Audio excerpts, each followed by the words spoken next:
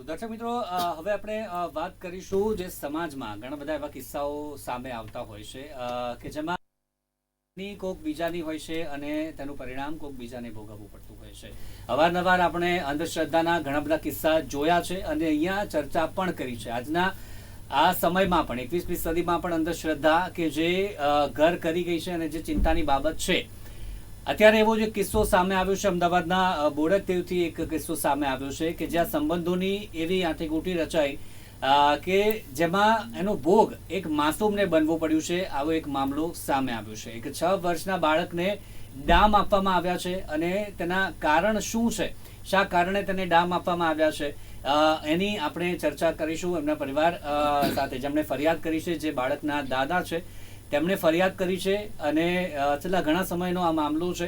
Police સાથે પણ જે ઘણી બધી વખત તેમણે ચર્ચા કરી છે ફરિયાદ માટે, પણ તેમાં કેવા પ્રકારની તેમને તકલીફોનો સામનો કરવો પડ્યો છે તેની પણ આપણે આજે ચર્ચા કરીશું. આપણી સાથે ઉપસ્થિત છે અત્યારે એ જ મુદ્દા પર ચર્ચા કરવા માટે સૌથી પહેલા તો ફરિયાદીના દાદા આપણી સાથે ઉપસ્થિત છે, પીડિતના દાદા આપણી સાથે ઉપસ્થિત છે, માફ કરજો, અને ત્યારબાદ આપણી સાથે ઉપસ્થિત છે ચાઇલ્ડ એક્ટિવિસ્ટ છે સંજયભાઈ જોશી. સંજયભાઈ, આપનું પણ સ્વાગત છે. સૌથી પહેલા તો આપની પાસેથી જાણું, જે બાળક છે અને આપે ફરિયાદ કરી છે, સૌથી પહેલા તો ફરિયાદ આપણે પછી ચર્ચા કરીએ. આ મામલો ખરેખર શરૂ ક્યારથી થયો, શું હતો સમગ્ર મામલો, અને શરૂઆતની આપણે વાત કરીએ, ક્યારથી શરૂઆત થઈ? શરૂઆત તો આમ જોવા જઈએ તો 2015માં મારો પુત્ર, જે મેં સામાજિક રીત રિવાજ પ્રમાણે પરણાવેલો હતો, તેને હાઈકોર્ટના એક એડવોકેટ મેડમ, જે તેનાથી 12 વર્ષ મોટા હતા, તેમણે મારા પુત્રને ફસાવ્યો અને એના છૂટાછેડા કરાવ્યા. છૂટાછેડા કરાવ્યા બાદ મારા પૌત્ર, જેની કસ્ટડી એના પિતાએ લીધી હતી, અને 2017થી ફસાવ્યા પછી મારા પુત્ર જે દુબઈ ધંધો કરતો હતો તેને આ લોકો તેમના ઘરની અંદર જ સોલા સાયન્સ સિટી રોડ ઉપર એમના ઘરમાં જ રાખતા હતા. અમને ઘરે મારો પુત્ર એવું કહેતો હતો કે હું દુબઈ જઉં છું, પણ વાસ્તવમાં ત્યાં જ પડ્યો પાછળ રહેતો હતો. એટલે અમારા પુત્રને પછી આ લોકોએ કસ્ટડી કાયદેસરની મારા પુત્રએ લીધા પછી અમારી પરિવાર સાથે સંબંધ કાપી નાખવા પહેલાં એમને મે 2021માં મારા પૌત્રને મારા ઘરેથી, જે જન્મ્યો ત્યારથી 3 વર્ષ સુધી અમે સંયુક્ત કુટુંબમાં મારી સાથે રહેતા હતા, એને લઈ અને નવા પરિવારને સોંપી દીધો. પણ 3 મહિના સુધી અમને એને મારા પૌત્રનું મોઢું બતાવ્યું નહીં.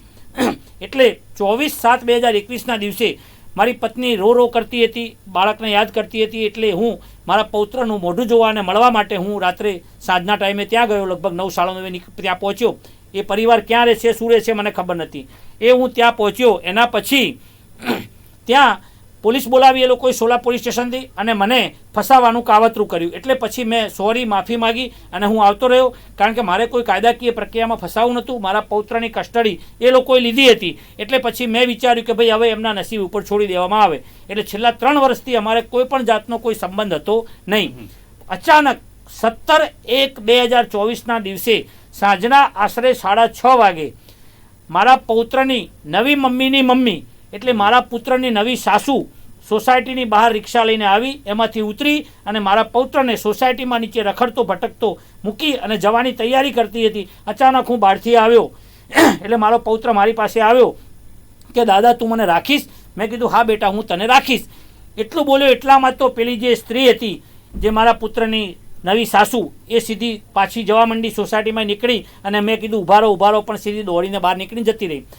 પછી એ ટાઈમે મારા ઉપર જ્યારે ભવિષ્યમાં, ભૂતકાળમાં જ્યારે હું ત્યાં મળવા ગયો અને મારા ઉપર પોલીસ બોલાવવામાં આવી હતી, સોલા પોલીસ, એટલે મારા ઉપર કોઈ એલિગેશન ના લાગે, કોઈ કાયદાકીય હું ફસાવું નહીં, એટલે હું તરત બાળકના 2 દફતર, જે એની પાસે સ્કૂલ બેગ હતી અને એક બીજો થેલો હતો, એ અમે મારા સોસાયટીના મિત્રો ભેગા થયા અને એ લોકોએ બધું રેકોર્ડિંગ સાથે થેલો ખોલ્યો. કદાચ કોઈ આપણને ફસાવવા માટેનું કાવતરું હોઈ શકે, એટલા માટે એ બધું રેકોર્ડિંગ કર્યું. અને અમે તરત જ મારા પૌત્રને લઈ અને સોસાયટીના બીજા મિત્રો સાથે હું શાહીબાગ પોલીસ સ્ટેશન ગયો. શાહીબાગ પોલીસ સ્ટેશનના જે તે સમયના પોલીસ ઇન્સ્પેક્ટર સાહેબ ચંપાવત સાહેબને મળી અને મેં એમના સલાહ પ્રમાણે મેં એક અરજી આપી. ત્યાં સુધી મને કોઈ ખબર નથી કે મારા પૌત્ર ઉપર અત્યાચાર કરેલ છે કે મને કોઈ ખ્યાલ જ નહોતો. રાત્રે અમે સૂઈ ગયા. રાત્રે 3 થી 4 વખત મારો પૌત્ર ઝબકી ચીસો પાડી અને ઉઠી ગયો. તો મને એમ કે કદાચ એનું સ્થળ ફેર થયું છે, જગ્યા બદલાઈ છે, એટલે કદાચ બાળકને જગ્યા બદલાવાથી આવું હોઈ શકે. પણ જ્યારે સવારે હું નવડાવવાની જવાબદારી મારી આવી, કારણ કે મારી મિસિસને ઘૂંટણની ગાદી ફાટી ગઈ હતી, એટલે એમને પગ નહોતો વળતો. હું નવડાવવા લઈ ગયો બાથરૂમમાં. એટલે એના કપડાં કાઢતા એના ગુદાના પાછળના ભાગમાં કુલા ઉપર મેં 2 મોટા ડામ જોયા. એટલે ડામ જોયા એટલે બાળકને મેં પૂછ્યું કે આ શું છે બેટા, ડાઘો શેનો છે? એટલે મને એકદમ રોવા માંડ્યો ધ્રુસકે. અને મને કે દાદા, મારી જે નવી દાદી, એને નામ આપ્યું, એ નવી દાદી છે એ મને મારા ચીપિયો રોટલી ગરમ કરવાનો, રોટલી શેકવાનો ચીપિયો લઈ ગરમ કરી અને મને ડામ આપતી હતી. પછી સાથળના ભાગમાં એને ત્યાં કાળા ચાઠા હતા, એ બધું હતું. પછી મેં એને આશ્વાસન આપ્યું, પણ રોતો હતો. મને કે દાદા, એ લોકો આવા છે, એ વકીલ છે હાઈકોર્ટના, આપણને આમ કરશે તેમ કરશે. મેં કીધું બેટા તું શાંતિ રાખ. મેં એને દિવસે પર સમજાવ્યો, માનસિક સાંત્વના આપી, એને સાંત્વના આપી, અને લગભગ અમે સાંજ સુધી મેં એની ધીમે સાંત્વના આપી. મેં કીધું બેટા, હવે તું દાદાના ઘેર છે, હવે તને કોઈ કશું નહીં કરે. એટલે એમ કરી અને મેં એની સાથે એક સંવાદ સ્થાપી અને સાંજ સુધી મેં બધી માહિતી ભેગી કરી. સાંજના સમયે હું ફરીથી એને લઈ અને સાઈબાગ પોલીસ ઇન્સ્પેક્ટર શ્રી ચંપાવત સાહેબની રૂબરૂમાં મળ્યો. મેં કીધું સાહેબ, તમે બાળકને પૂછો શું કહેવા માગે છે. એટલે બાળકે, મેં મારી રજૂઆત કરી, સાહેબે પણ 1 કલાક બાળકની પૂછપરછ કરી. એટલે સાહેબને મેં કીધું સાહેબ, હવે એનું ફરિયાદમાં રૂપાંતર કરો. એટલે ચંપાવત સાહેબે મને એવું કીધું કે ફરિયાદ તમારે જ્યારે જે તમે કાલ અરજી આપી છે એનો જવાબ લેવા તમને બોલાવવામાં આવે ત્યારે તમે એનું ફરિયાદમાં જ લખાવજો અને એને આપણે ફરિયાદમાં રૂપાંતર કરીશું. પણ સાહેબે કોઈ લક્ષ્ય આપ્યું નહીં. 17 તારીખથી હું લગભગ રોજ ત્યાં જતો હતો, કોઈ લક્ષ્ય આપ્યું નહીં. પછી મેં અઠવાડિયા પછી સીપી સાહેબમાં રીડર સાહેબને પણ મળ્યો, એમનો ફોન કર્યો અને મારી પછી આ સાહિબાગની મારી અરજી પોલીસ સ્ટેશનથી પોલીસ ચોકીમાં શિફ્ટ કરી તપાસ માટે. શનિદેવ પોલીસ ચોકી કહેવાય છે સાહિબાગને. ત્યાં પીએસઆઈ ગમારા મેડમ હતા. ગમારા મેડમને હું રોજ જઈને મળતો, પીએસઆઈ સાહેબને, પીઆઈ સાહેબને મળતો. એટલે એ લોકોએ મારા બાળકનું 31/1/2024ના દિવસે સિવિલ હોસ્પિટલ અમને રિફર કર્યા. સિવિલ હોસ્પિટલ રિફર કર્યા એટલે ડામ જૂના હતા એટલે અમને બીજે મેડિકલમાં રિફર કર્યા, ફોરેન્સિક ડિપાર્ટમેન્ટમાં. એ લોકોએ આખી પેનલ બનાવી અને ડીન સાહેબને બધાએ ભેગા થઈ અને તાત્કાલિક મારા બાળકનું પરીક્ષણ કરીને એક સર્ટિફિકેટ આપ્યું. સર્ટિફિકેટ આવી ગયું, બધું આવી ગયું.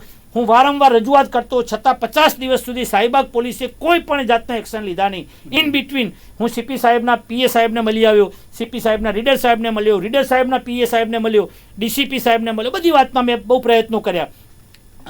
સીએમઓ સાહેબને લખ્યું, પીએમઓ સાહેબને લખ્યું, હર્ષ સંઘવી સાહેબને લખ્યું, ચાઇલ્ડ વેલફેર કમિટીમાં જ લખ્યું. મેં આટલી ફાઇલ બનાવી છે જાડી. એ બધા મેં પ્રયત્નો કર્યા, પણ આ લોકોએ 50 દિવસ સુધી કોઈ કાર્યવાહી કરી નહીં. પછી અચાનક એમને લાગ્યું કે હવે આપણે જવાબ આપવા જેવી પરિસ્થિતિ થશે. એટલે 6/3/2024ના દિવસે સાંજના આશરે 5 થી 6ના ગાળામાં મને બોલાવી મારું સુપરફિશિયલ નિવેદન લીધું. ડિટેલમાં ના લીધું, સુપરફિશિયલ નિવેદન લઈ અને તરત જ મારો કેસ, મને એવું કહેવામાં આવ્યું કે આ અરજી સોલાના બનાવ બન્યો છે એટલે તમારી અરજી આખી સોલા રવાના કરવામાં આવે છે. એમ કરીને એમને મારી અરજી સોલા રવાના કરી દીધી. સોલા રવાના કર્યા બાદ મને એક રિસ્પોન્સ સારો મળ્યો કે મેં સોલા રવાના કરી એટલે મેં ત્યાંના ડીસીપી સાહેબ હતા લવિના સિંહા મેડમ, મેં એમને એક પર્સનલી વોટ્સએપ ઉપર મેસેજ કર્યો ડિટેલમાં ફાઇલ સાથે. એટલે એમને તરત જ મારો મેસેજ બારોટ સાહેબ જે નવા પીઆઈ સાહેબ આવ્યા હતા સોલામાં એમને રિફર કર્યો. બારોટ સાહેબે મને ફોન કરીને બોલાવ્યો, એમના પીઆઈ મને ફોન આવ્યો રાઇટર સાહેબનો. હું ગયો એટલે મને સાંભળ્યો, પણ મને એવું કહેવામાં આવ્યું કે આ બનાવની બોડક હદ લાગે છે બોડકદેવ પોલીસ સ્ટેશનમાં. એટલે મારો કેસ આખો પછી બોડકદેવ પોલીસ સ્ટેશનમાં રિફર કર્યો. નો ડાઉટ બોડકદેવ પોલીસ સ્ટેશનના પીઆઈ સાહેબ, વિંછી સાહેબ તરફથી મને બહુ સારો સપોર્ટ મળ્યો. એમને મારી વાત સાંભળી, પણ મને એવું કીધું કે બાળકનું નિવેદન એ લઈ શકીએ નહીં. વાસ્તવમાં હું એક બીજો ખુલાસો, સંજયભાઈ ચાઇલ્ડ એક્ટિવિસ્ટ છે, એક બીજો ખુલાસો પણ કરી દઉં કે મેં ઘણો બધો અભ્યાસ કર્યો. તો સુપ્રીમ કોર્ટે એક જુલાઈ મહિનામાં એક જજમેન્ટ આપ્યું છે 2023માં કે બાળક તમારી વસ્તુ સમજી શકે કે આ શું છે, આ શું છે, તો એનું નિવેદન ગ્રાહ્ય રાખવું, માન્ય રાખવું. મેં એની નકલો પણ કાઢી અને નકલો પોલીસ સ્ટેશનમાં પણ આપી. સાહિબાગ પોલીસ સ્ટેશનમાં પણ મેં નકલ આપી. મેં કહ્યું સાહેબ લો, મારા બાળકનું નિવેદન લઈ શકો છો અને એનો પુરાવો છે. પણ એ લોકો એ પણ માન્ય ના રાખ્યું. પણ બોડકદેવ પીઆઈ સાહેબે પદ્ધતિસર ચાલી મારો કેસ ચાઇલ્ડ વેલફેર કમિટીમાં રિફર કર્યો. ચાઇલ્ડ વેલફેર કમિટીના ત્યાં પીએસઆઈ સાહેબ લેડીઝ સાદા ડ્રેસમાં નિવેદન લીધું 15/4/2024માં. એના પછી એમને કાઉન્સેલિંગ કરાવવાનું કર્યું. કાઉન્સેલિંગનો રિપોર્ટ ગઈકાલે આવ્યો ત્યારે આ ફરિયાદ દાખલ થઈ. પણ એના પહેલાં મારો બાળક જે કહે છે કે ગુદામાં આંગળી કરતા હતા, મારો પેશાબનો મારક ખેંચતા હતા, જે નવી દાદી છે નાની, એ જે આંગળી ખેંચતા હતા અને બધું કરતા હતા, એ હું વારંવાર કહેતો હતો પણ આમને કોઈ જગ્યાએ એનો ઉલ્લેખ કર્યો નથી. સાહિબાગ પીએસઆઈ અને પીએસઆઈ ગમારા મેડમ જ્યારે મને ત્યાં લઈ ગયા એમના રાઇટર સાહેબ ત્યાં સિવિલ હોસ્પિટલમાં, ત્યારે બાળકે કીધું કે ગુદાને આંગળી કરતા હતા. મેં કીધું સાહેબ આનું પણ પરીક્ષણ કરાવો, પણ પરીક્ષણ ના કરાવ્યું. એવું બધું ના હોય. ગમારા મેડમનો એક જ સવાલ હતો, એવું બધું ના હોય. અને પછી એ બધું ત્યાં ગયો. આજે હું 6 મહિનાથી ન્યાય માટે લડતો હતો. ગઈકાલે મને ન્યાય મળ્યો, પણ અધૂરો મળ્યો છે. મારું માનવું એવું છે કે બોડકદેવ પીઆઈ સાહેબ વિંછી સાહેબે મને ન્યાય આપવા પૂરેપૂરો સહકાર આપ્યો છે, પણ ન્યાય મને અધૂરો મળ્યો છે. જી. કેમ કે જે પોક્સોની કલમ લાગે છે એ ખરેખર લગાવી નથી. અને જે વાત છે જે નવી દાદી છે, પછી જે હાઈકોર્ટના જે વકીલ જે મેડમની વાત કરી, હાજી, હાજી. પુત્ર તેમની સાથે પોલીસે વાતચીત કરી છે? ટૂંકમાં જલ્દીથી જણાવજો. હું એવું નથી માની શકતો કે મને મને એ ખ્યાલ નથી, પણ શાહીબાગ પોલીસ કોઈ પણ ઇન્ફ્લુઅન્સમાં છે, કાં તો હાઈકોર્ટના એડવોકેટ હતા એટલે એમના દબાણમાં આવી ગયા હોય, દબાણમાં આવી ગયા, અથવા બીજું કે સાર્વજનિક જે અત્યારે પ્રક્રિયા ચાલી રહી છે ભ્રષ્ટાચારની, એવું પણ બની શકે. આ બંનેમાંથી એક મુદ્દો હોઈ શકે. જી, આવું આપણી પાસે સંજયભાઈ, આપે આખી વાત આપે સાંભળી ગઈ. સૌથી પહેલા તો કારણ શું છે ફરિયાદ ન લેવાનું, જે તેમણે જણાવ્યું છે કે આટલા ટાઈમ સુધી તેમણે ફરિયાદ માટે વાત કરી પરંતુ ન માન્યું, બાળકનું નિવેદન અમે ન લઈ શકીએ તેવું પણ તેમણે જણાવ્યું. જે હાઈકોર્ટના વકીલ છે એ જ દબાણમાં આવી ગયા, જે એમણે કારણ જણાવ્યું કે આપને કોઈ બીજું કારણ પણ લાગી રહ્યું છે પોલીસની આ પ્રકારની કામગીરી બદલ. જનરલી આ પ્રકારની કામગીરી બાબતે લોકોની ઓલવેઝ ફરિયાદ હોતી જ રહે છે, પણ મને એ વસ્તુ નથી સમજાતી પોલીસ છે શેની માટે. કોઈ પણ પ્રકારની ફરિયાદ જે છે એ ફરિયાદ લેવી જ જોઈએ, અને બીજી વસ્તુ છે એનો બાકીનો ન્યાય જે કરવાનો છે કોર્ટે કરવાનો છે, જે તે સરકારી કે કાયદા એજન્સી છે એને કરવાનો. પોલીસ શા માટે ફરિયાદ ન લે? આજે બાળકના જે પીડિત બાળકના દાદાની જે આપણે વાત સાંભળી, હવે શરમજનક વાત તો આપણે એ કહી શકાય કે 50 દિવસ સુધી જો પીડિત બાળકના દાદાને ન્યાય માટે જો લડવું પડતું હોય, એક 6 વર્ષના બાળક માટે, અને એના ન્યાય માટે જો લડવું પડતું હોય, અને પોલીસના અહીંથી થઈને ત્યાંથી અહીં એવી રીતે જો ફરવું પડતું હોય, આ એમના પીડિત બાળકના દાદાએ છે પીએમઓ ઓફિસ સુધી જવું પડતું હોય, તો આ કેટલી શરમજનક વાત કહી શકાય. અને આ ગુના બાબતે જે બાળકની ઉપર જે અત્યાચાર થયો છે, તો મારા નોલેજમાં છે અને મારા ધ્યાનમાં છે ત્યાં સુધી કે બાળક જ્યારે પોતે જ આ વાતનું આખું વર્ણન કરે છે, તો સીધો હિસાબ છે કે આમાં બીજી કોઈ તપાસ કાર્યવાહી પછીની રહે છે, પણ કાયદાકીય રીતે બાળકનું રેકોર્ડિંગ કરો, એનું જે મતલબ બયાન લ્યો, અને બયાન ઉપર સીધા એક્શન જ લેવાના આવે છે. આમાં બીજી કોઈ વસ્તુ અત્યારે આવતી જ નથી. જેમ હું તમને આપણે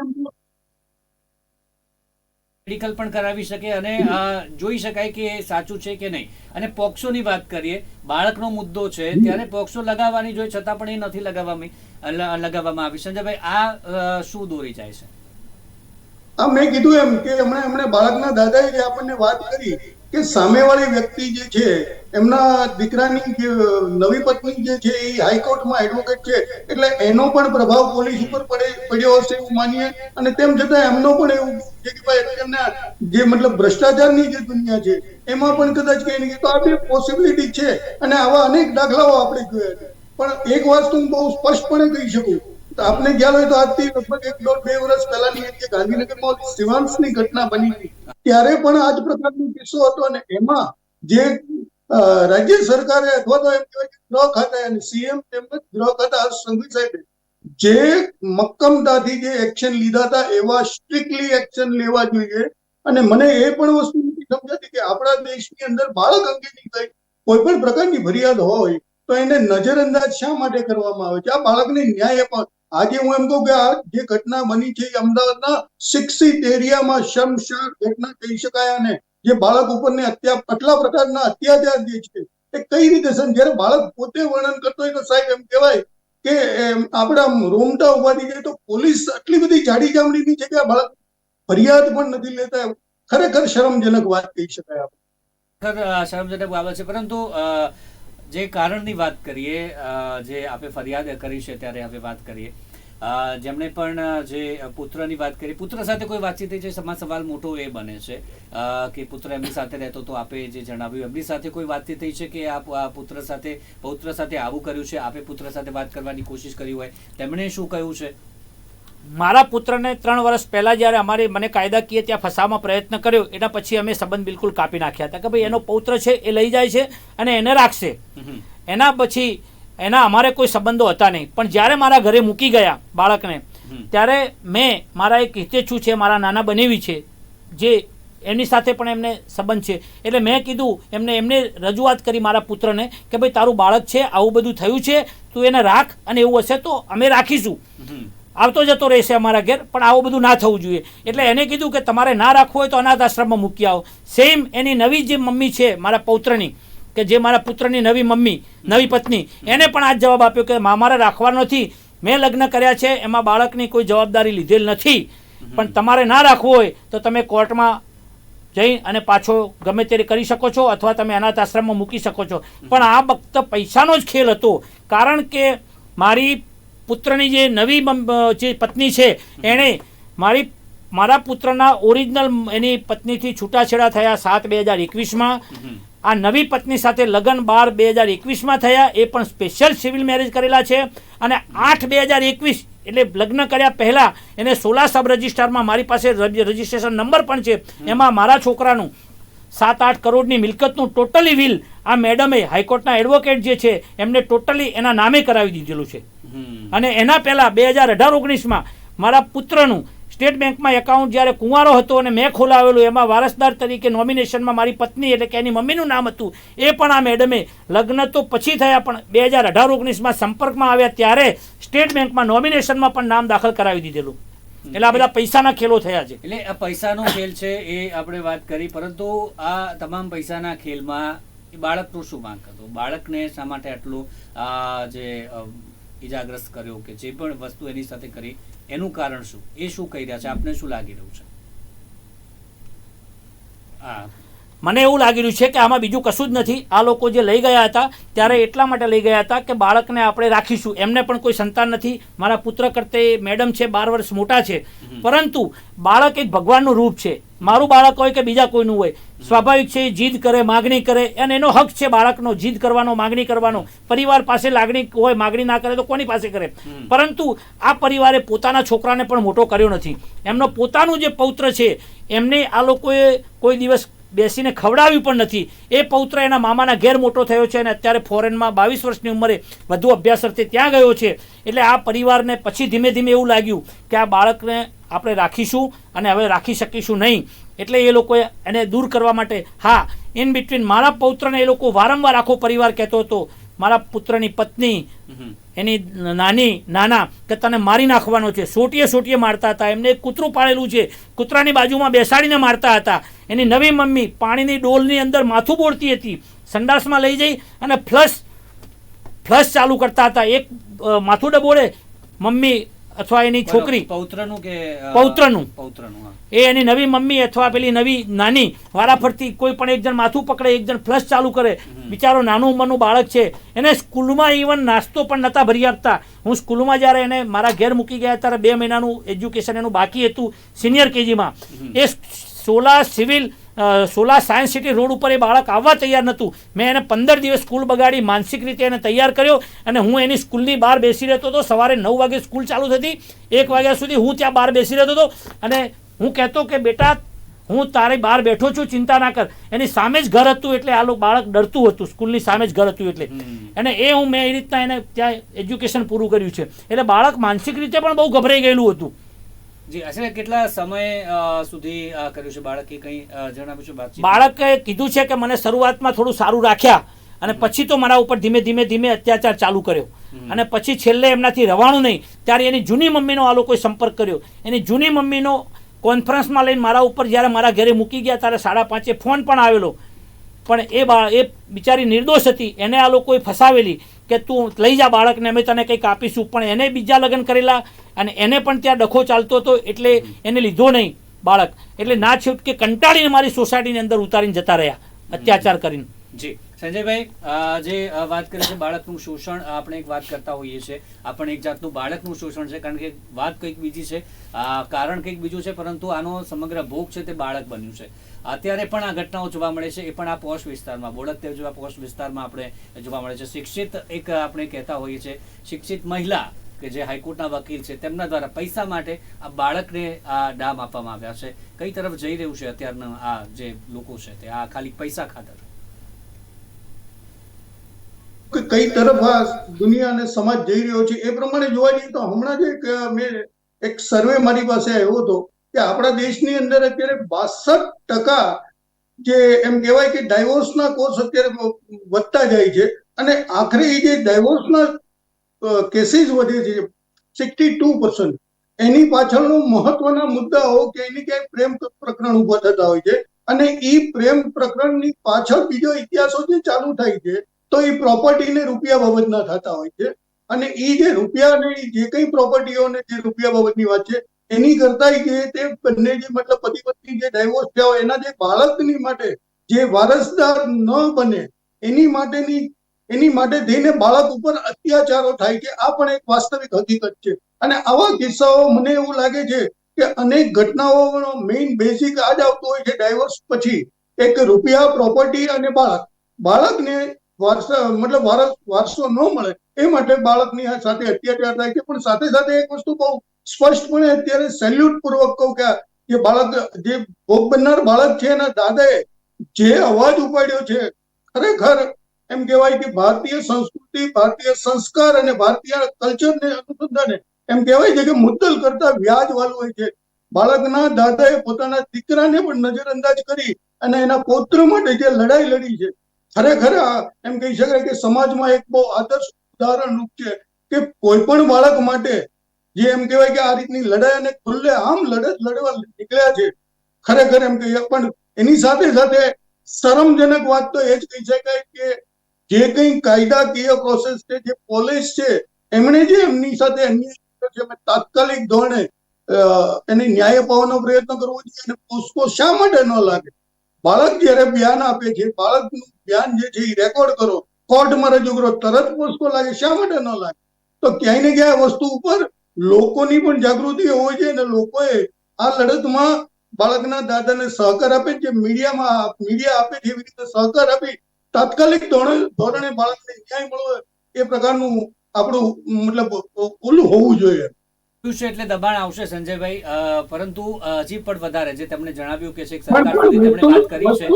હજી આપ જે કહેવા માંગો છો અને પોલીસ પર બી વાત કરીએ, જે પોલીસે ફરિયાદ તો નોંધી, આધી અધૂરી જે વાત કરી છે, અંદર પણ ફરિયાદમાં પણ વાતો કરી છે, ત્યારે જે સરકાર હવે કઈ બાબતમાં દબાણ લાવે અને ફરિયાદ નોંધી છે તો જે આરોપીઓ છે જેમના પર જે ફરિયાદ કરી છે તે લોકો સાથે પણ હજી કોઈ પૂછપરછ કે કશું જ કર્યું નથી એવું કદાચ લાગી રહ્યું છે. હાલ તેમને ખબર નથી, દાદાને તો ખબર નથી, પરંતુ જો એવું કંઈ હોય તો કદાચ ખબર પડે કે ના પોલીસે ફરિયાદ બાદ આ વાતચીત કરી હોય, તેમની સાથે પૂછપરછ કરી, છતાં એ પણ નથી કરવામાં આવી રહ્યું.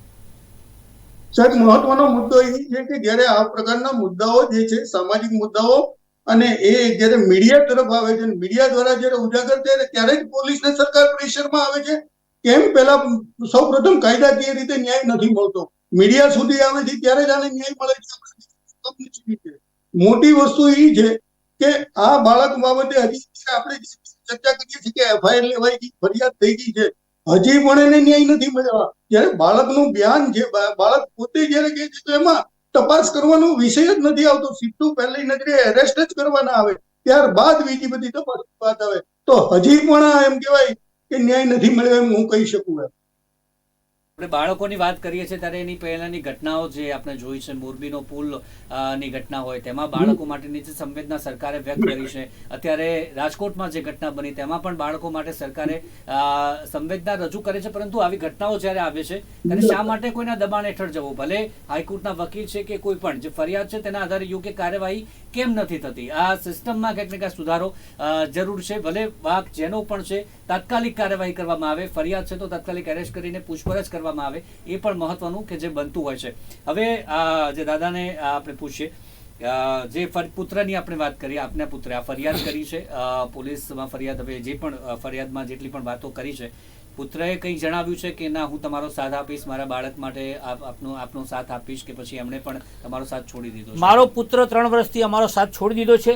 અમને એનો કોઈ ગમ નથી, તમારી સાથે અમને એનો કોઈ ગમ પણ નથી. એ જ્યારે ત્યાં સુખી રહે, પરંતુ મારા પૌત્ર ઉપર જે અત્યાચાર કર્યો છે એ સામે કોઈ પણ હશે, મારા કોઈ પણ રિલેટિવ હશે, મારો સગો પુત્ર હશે તો હું છોડવાનો નથી. કારણ કે એક નાના બાળકનું જે અત્યાચાર છે, અને મેં જે 24 કલાક સુધી જે એનું જે સાંભળ્યું છે, મને કે દાદા મને ખાવા નહોતા આપતા, બિસ્કિટ નહોતા આપતા, એ બધું જે મેં સાંભળ્યું છે કે મને ડામ આપતા હતા, સોટીએ મારતા હતા, ત્યારથી મેં નક્કી કર્યું છે કે મારે કોઈ પણ હદે જવું પડશે તો હું જઈશ. અને એના માટે હું છેલ્લા 6 મહિનાથી જબરજસ્ત લડ્યો છું, ખાધા પીધા વગર તરસ્યો રખડ્યો છું, ચારે બાજુ ગયો છું. બોડકદેવ પોલીસ સ્ટેશનમાં ઓછામાં ઓછી મેં 25 થી 30 વખત પીઆઈ સાહેબની મુલાકાત કરી છે. સાઈબાગ પોલીસ સ્ટેશનને હું કેટલીય વખત ઢગલો મળ્યો છું.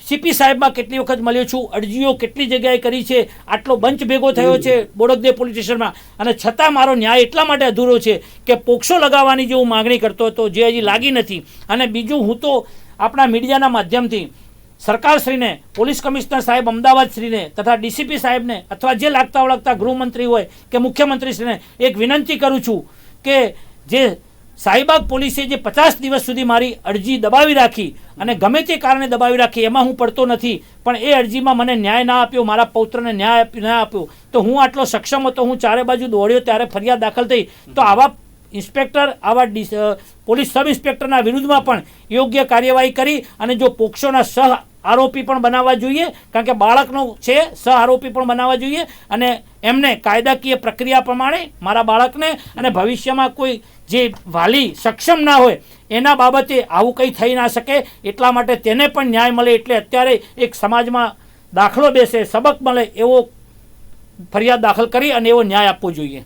જી, એટલે કે જે આપણે વાતો કરી છે, પરંતુ આવા ઘણા બધા કિસ્સા છે. દર્શક મિત્રો, આપને પણ જણાવી દઈએ કે પોલીસે ના પાડી, આટલા બધા ધક્કા થયા, તો કદાચ ઘણા બધા મા બાપ કે ઘણા બધા જે આ દાદાએ ફરિયાદ કરી છે એવા અન્ય રિલેટિવ કે જેમણે ફરિયાદ કરવી હશે, પરંતુ આ હેરાનગતિથી કદાચ પોતાની જે ફરિયાદ પણ પાછી ખેંચી લીધી હોય કે કદાચ હવે નથી કરવી, આ આટલા બધા હેરાન કરે છે, પરંતુ દાદાએ એમના પૌત્ર માટે જે આટલું કર્યું છે અને હવે તેમને ન્યાય મળે તેવી તેમની માંગ છે. આગળ આપની શું માંગ છે? હવે જે આપણે ફરિયાદ તો કરી દીધી છે, આપણે જણાવ્યું કે અધૂરી ફરિયાદ કરી છે, હજી પણ ઘણું બધું બાકી છે. સરકાર સાથે કેવી રીતની રજૂઆત રહેશે આગામી સમયમાં? હજી પણ દબાણ કદાચ લાવવું પડશે જેથી યોગ્ય ફરિયાદ થાય, યોગ્ય રીતે કાર્યવાહી થાય. તેના માટે આપની માંગણી શું છે અને રણનીતિ હવે આગળની કેવી રીતની રહેવાની છે આપની? હું છેલ્લા 6 મહિનાથી દોડું છું. મેં ઘણા માન અપમાન પણ સહન કર્યા. પોલીસ સ્ટેશનમાં પગથિયા ચડવા એટલે બધાને ખ્યાલ છે કે માન પણ મળે, અપમાન પણ મળે, એ બધું મેં ભોગવ્યું છે.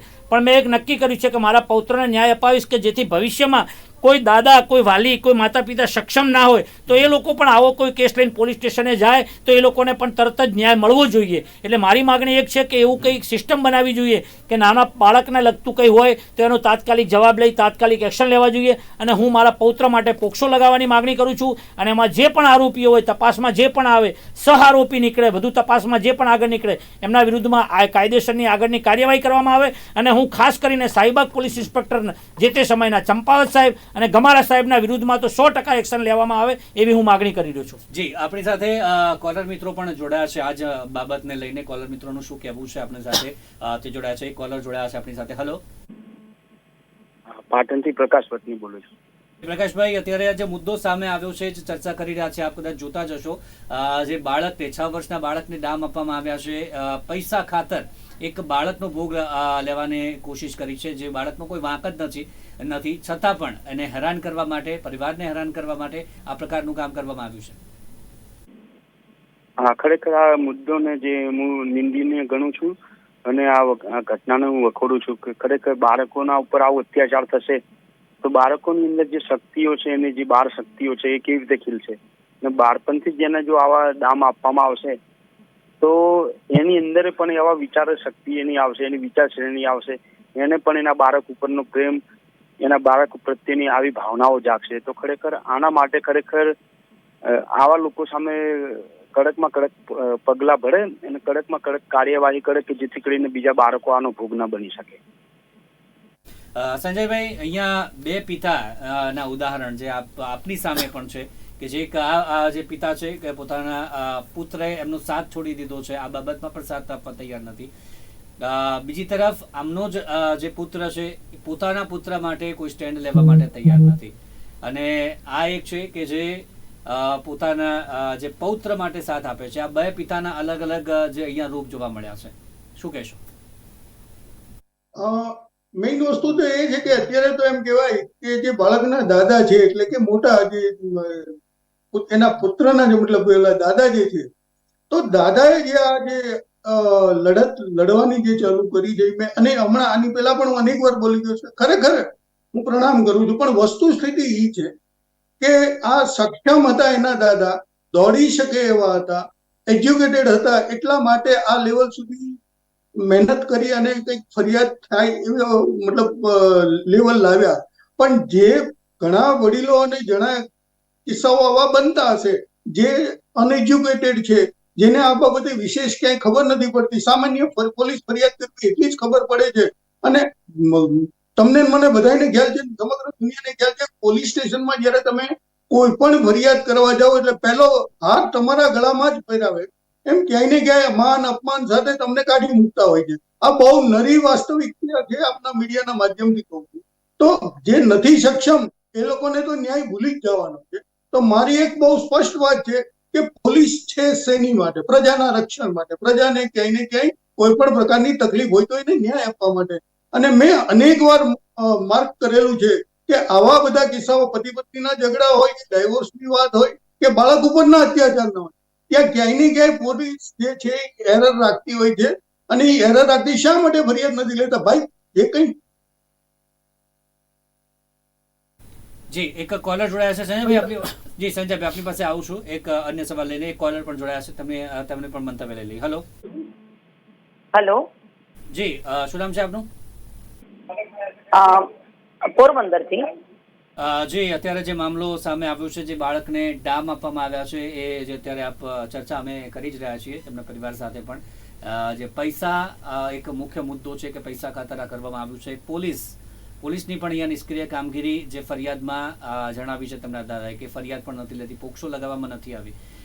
પોલીસની નિષ્ક્રિય કામગીરી અંગે આપ શું કહેશો? ખરેખર આવા વ્યક્તિને આપણે સલામ કરીએ છીએ. અને બીજી બાબત મારી એ કહેવાની છે કે પોલીસ જે ડિપાર્ટમેન્ટ છે ને, ખરેખર તો સેમિનાર એ લોકો માટે થવા જોઈએ અને ખરેખર તો સલાહ એને આપવી જોઈએ. અને બીજી બાબત મારી એ કહેવાની છે કે પોલીસ જે ડિપાર્ટમેન્ટ છે ને, ખરેખર તો સેમિનાર એ લોકો માટે થવા જોઈએ અને આવા વ્યક્તિઓ માટે સંસ્થાઓએ આગળ આવવું જોઈએ. અને ખાસ કરીને નિર્માણ ન્યૂઝ એક એવો પ્રોગ્રામ કરવો જોઈએ કે જેની અંદરમાં આવા વ્યક્તિઓનું સન્માન પણ થાય અને આવા વ્યક્તિઓ લડે છે એના માટે. અને પોલીસ માટે તો ખરેખર નીચું જોવા જેવું થાય. અમે ખૂબ એકદમ ધ્યાનથી આ સમાચાર સાંભળીએ છીએ. અમને દુઃખ થાય છે કે આવા સારા સાચા અને એજ્યુકેશન વાળા વ્યક્તિઓને જો દર ભટકવું પડતું હોય તો વિચાર કરો કે આપણી પોલીસની પ્રથા કેટલી નબળી હશે. દુઃખ આજે ખરેખર આ દાદા કરતા મને પોલીસ ડિપાર્ટમેન્ટ ઉપર બહુ થાય છે. અરે કોઈ બાહોશ વ્યક્તિ મારે જેવી લેડીઝ પાડોશમાં રહેતી હોય ને તો એ બેન ગમે એ જજ હોય કે ગમે હોય એના હાથમાંથી છોકરું લઈને કહી દઉં કે હવે તમે લડજો ને મારી પાસેથી બાળકને લઈ જાજો, સમાજ મારી હારે ઊભો છે. એટલે દાદાને હું વંદન કરું છું અને ખરેખર આવા ટોપિક લઈને આવવું જોઈએ. નિર્માણ ન્યૂઝનો ખાસ આભાર વ્યક્ત કરું છું. જી, આભાર આપનો. સંજયભાઈ, હવે આટલો અત્યારે જે આ મુદ્દો સામે આવ્યો છે, હવે તો મીડિયામાં પણ આવ્યો છે, હવે આગળ પણ આપને લાગે છે કે હજી પણ વધુ દબાણ કરવું પડશે, યોગ્ય કાર્યવાહી થાય તેના માટે, કે પછી હવે પોલીસ જાગશે કે હજી વધુ પણ દબાણની જરૂર છે? ના, હજી વધારે દબાણની જરૂર કરતા વિશેષ વસ્તુ તો એ છે કે આજે પણ આ જ પ્રશ્ન આવીને ઉભો રહે છે કે તપાસ ચાલુ છે, અમે આગળ કાર્યવાહી કરવાનો પ્રયત્ન કરીએ છીએ, તપાસ ચાલુ છે. પણ સીધી લીટીનો એક જ જવાબ છે કે બાળકનું બયાન લઈ કોર્ટ સમક્ષ એનું બયાન લેવડાવો અને તાત્કાલિક કાર્યવાહી પોસ્કો જે લાગુ પડે છે લગાવો. હું એમ નથી કહેતો પોસ્કો, પણ જે કઈ કાનૂની કાર્યવાહી થતી હોય તાત્કાલિક. સીધો જ વાત છે કે બાળકનું બયાન લઈને ગયો. તો ક્યાંય ને ક્યાંય આવી રીતે બાળક બાબતની જે મતલબ એરર જે છે એ બાળકની માનસિકતા ઉપર પણ બહુ મોટી અસર છે. હું તો એમ કહું કે બાળકને સૌપ્રથમ તો કાઉન્સિલિંગ માટે પણ લઈ જવું જરૂરી છે, કેમ કે બાળકની અંદર જયારે આ પ્રકારની માનસિકતા બેસતી જશે બાળક તૂટી જશે. અને જે દિવસે એમ કહેવાય કે બાળક છે ભારત દેશનું ભવિષ્ય, બાળક તૂટશે તો દેશ તૂટશે. હું એમ કહું છું આ બાળકને ન્યાય તાત્કાલિક ધોરણે મળવો જોઈએ અને એની માટે એના દાદાએ જે રીતે એવું લાગે છે આપને જ્યારે આ બધા મુદ્દા સામે આવતા હોય છે ત્યારે જે ગૃહ રાજ્યમંત્રી છે કે પછી અન્ય જે સરકાર છે તે હસ્તક્ષેપ કરતી હોય છે. આ મામલામાં પણ એ જ્યારે હસ્તક્ષેપ થશે, ગૃહ રાજ્યમંત્રી કે પછી કોઈ પણ મોટા નેતાનો હસ્તક્ષેપ થશે કે ના હવે સરકાર કાર્યવાહી કરશે, ત્યારે જ આ મામલો વધુ સિરિયસ થશે એવું આપને લાગી રહ્યું છે? નહીં તો ત્યાં સુધી આ જ દબાણ હેઠળ કાર્યવાહી થતી રહેશે? 100% મેં મારી પહેલી જ વાત મૂકી છે કે જે સિવાંશ વાળી જે ગાંધીનગર વાળી ઘટના બની હતી એમાં જે સીએમ સાહેબે અને ગૃહમંત્રી સાહેબે જે રીતે રસ લઈ અને એ બાળક માટેની જે મતલબ ઓલું જે ન્યાય અપાવવાની વાત હતી, તો એ વસ્તુ આમાં થવી જોઈએ. અને હું આગ્રહ રાખું છું ગૃહમંત્રી સાહેબનો કે આ બાબતે મીડિયાની સામે આવી અને આ બાબતે કડકમાં કડક પગલા લેવાય એવી સૂચના આપે, મીડિયા સામે આવીને પણ કે તો મને ત્યારે એમ થશે કે આપણા ગુજરાતની સરકાર અને ગુજરાતની પોલીસ હવે બાળક માટે ન્યાય કરશે એવું મને લાગે. જી, એક કોલર જોડાયા છે. હેલો. હેલો. જી, શું નામ છે આપનું? જામ કમે જગદીશ બોલું સાહેબ. જી, આપ શું કહેશો? અત્યારે એક બાળકના શોષણનો મામલો સામે આવ્યો છે, તેને જે પ્રકારે ડાબ આપવામાં આવ્યો છે પૈસા ખાતર, શું કહેશો આ ઘટના અંગે? ખરેખર મોટો ગુનો કહેવાય. પણ કેમ જ્યારે બાચતા હોય આ ભાડા બાચતા ઝાડો શું કહો ભાઈ. ખરેખર તો બાળક પ્રભુનું કહેવાય છે. બાળકોનો શું વાંક હતો કે બાળકને કામ દેવા પડ્યા. બાળકો કઈ ગુનો છે? ખરેખર દાદાને હું ધન્યવાદ દઉં છું કે આવા દાદા સૌને દેજો કે આ બાળકની વાત બ્રેક પર બેઠા છે. ખરેખર બાળકની અંદર હું કહું છું કે માતા પિતાને વાંધો છે, કોઈ ભાઈ બહેનને વાંધો છે, એ કોઈ વાંધો મોટા સમજી લેવું છે. પણ બાળકે શું ગુનો કર્યો ભાઈ? પ્રભુનું બિહારું બાળક છે. હાલ તમે બાળક હતા એક દિવસ અને હજી થાશો. એના પછી આવતી પેઢી તો બાળક આટા પછી પેઢી બાળક થશે અને શું બાળક કઈ ગુનો છે? બાળક પાસે કહું મોટા મોટું છે ભાઈને હું દાદાને કહું કે છે તું લઈ લેજો. દુનિયાની અંદર જે કઈ થવું કરી લેજો. દુનિયા તમારી ભેગી છે. ખરેખર જનતા સમજતી હોય ને તો દાદાને સાથ દેવો જોઈએ. અને હું પ્રશાસનને કહું છું કે ખરેખર આવા દાદા ઉપર તમે ધ્યાન રાખજો. કેટલી કઈ ફાઈથી બનાવવાનો પડે. બાળક તો છે પ્રભુ છે. પ્રભુજી આજે બોરમાં બાળક પડી ગયું તો કેટલા રૂપિયા ચૌદનો ખર્ચ કરી અને બાળકને જીવતું બહાર કરી કેટલી મહેનત કરી છે. તો જીવતા બાળકમાં તમે નામ રહી ગયા છો. શું ગુનો કર્યો ભાઈ? એને ગુનો કરવા પાછળ ગુનો હોય તો એને બાળકને સમજાવવું ફરજ છે. આપણી બાળક કોની ગોળતું હોય એને સમજાવવું જોઈએ આપણે. એની પર વાર કરવાનો આપણો અધિકાર નથી. જય ભારત, જય હિન્દ, જય જલારામ. ચોક્કસથી તો દર્શક મિત્રો, જે આક્રોશ આપ જોઈ રહ્યા છો, જે દર્શકો આપણી સાથે જોડાઈ રહ્યા છે તેમનો પણ આક્રોશ છે. કારણ કે આ મુદ્દો જે સામે આવ્યો છે એ અસહનીય છે. આપણે અત્યારે આ સાંભળીને આટલું દુઃખ થઈ રહ્યું છે. આપણને મનમાં શું વિચારી રહ્યા છે જ્યારે એ બાળક પર શું વીત્યું હશે, એ પરિવાર છે, એ દાદા છે, તેમના પર શું વીત્યું હશે, એ પણ મહત્વનો એક વાત બની રહેશે. હવે અંતિમ સવાલ આપને આગળ જે કઈ રીતની માંગણી રહેશે, કઈ રીતે હવે આગળ આપ રજૂઆત કરવાના છો સાથે આપણા પરિવારમાં, ત્યારે આપણા ઘરે આપ, આપની પત્ની અને બાળક, એમના સિવાય કોઈ આપની સાથે રહેશે? આજુબાજુના જે સોસાયટીના સભ્યો છે, રિલેટિવ્સ છે, તેમના તરફથી કેવો સહકાર મળી રહ્યો છે આપને આ બાબતને લઈને? મને મારા પરિવાર તરફથી, મારા સગા સંબંધી તરફથી, મારા કુટુંબ તરફથી કે મારા ગામના મિત્રો તરફથી, મારી સોસાયટીના સભ્યો તરફથી બાળક માટે અને દરેક રીતે મને સારો સપોર્ટ મળી રહ્યો છે. એટલે મને ન્યાય મળવા માટે હું ગમે ત્યાં મારે કોશિશ કરવી પડશે, પ્રયત્ન કરવો પડશે, મને સહકાર મળી રહેશે. બાળકે, મારા પુત્રએ જે આ કર્યું એટલે અત્યારે હાલની તારીખમાં મારા કોઈ પણ સગા સંબંધી, કોઈ પણ મારું મિત્ર વર્તુળ કે મારું કોઈ પણ ઓળખીતું પારખીતું મારા પુત્ર સાથે નથી. બધા મારા પૌત્ર સાથે છે, એટલે કે અમારી સાથે છે. એટલે હું બીજું કે જે વચ્ચે વાત થઈ, સંજયભાઈએ પણ કીધું કે ગૃહમંત્રીશ્રીનું, મારી બધી જ અરજીઓ, મારી પીએમઓમાં 3 અરજી છે.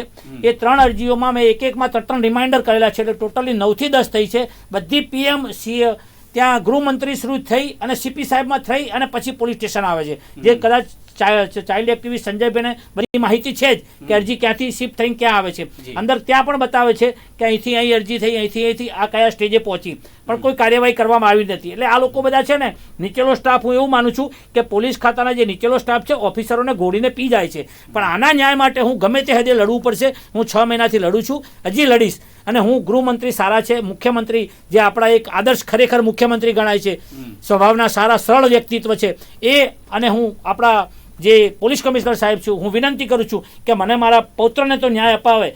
અને સાથે સાઈબાગ પોલીસ ઇન્સ્પેક્ટર શ્રી અને જે પીએસઆઈ મેડમ જે પણ દોષિત છે એમને પણ સહ આરોપી ખરેખર પોક્સોમાં બનાવવા જોઈએ, કાયદેસર કાર્યવાહી કરવી જોઈએ. અને કાલ કોઈ વાલી સક્ષમ ના હોય અને જે દોડી શકે એવો ના હોય, મારા કેવો એજ્યુકેટેડ ના હોય, તો એને પણ તરત જ ન્યાય મળી જાય. એના માટે કોઈ પદ્ધતિ વિકસાવવી જોઈએ, કોઈ એવી સિસ્ટમ બનાવવી જોઈએ કે બાળકને લગતો કેસ આવે એટલે તરત એને ન્યાય મળે. એવી ખરેખર હું અપેક્ષા રાખું છું. ચોક્કસથી એ જ વાત છે.